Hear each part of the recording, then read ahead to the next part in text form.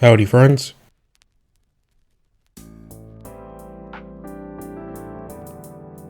Hope you've all been having a great new year.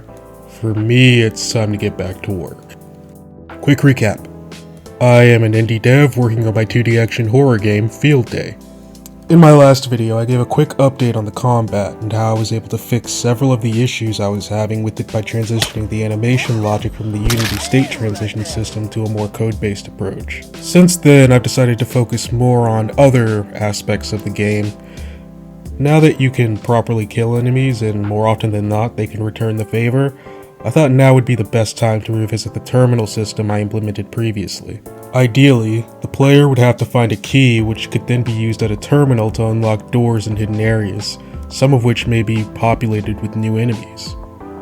That idea got me thinking that it's about time that I introduce a new mutant variant, seeing as there's only been 2 in the game so far. I've been using this fleshy humanoid design and definitely want to stick with it, but if I'm adding a brand new enemy, I think it would help immensely to make sure this third one breaks from convention in a way that the player might not be expecting.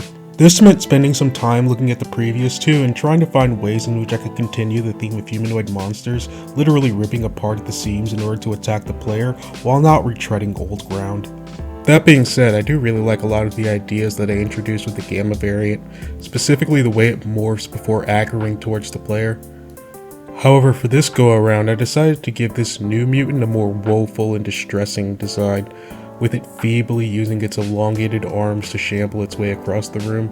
The way it slowly lifts its stomach up before plopping back down on the ground with each step almost makes you feel bad for it, and it may force you to think twice before smacking it with the stun rod.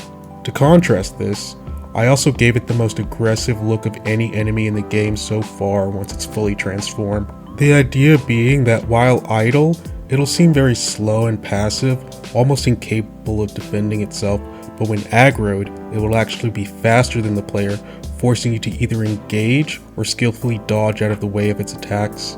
Whilst adding this new enemy to the game, I decided to refactor pretty much everything except for the combat, as I've learned a lot since starting this series, and it's clear that I may have gone too far in some places when setting up the enemy AI. At least, that's the excuse that I use to move everything to an updated version of Unity. Cool thing to note about this latest version is the cool orange outline that appears whenever you select a game object in the scene. It honestly matches this game's color scheme really well, which in my mind is a good enough reason to scrap everything and start over anyway. Outside of game dev, I've been doing a lot of traveling. My friend invited me to Anime Week in Atlanta, which was last year, but thought I'd mention it here.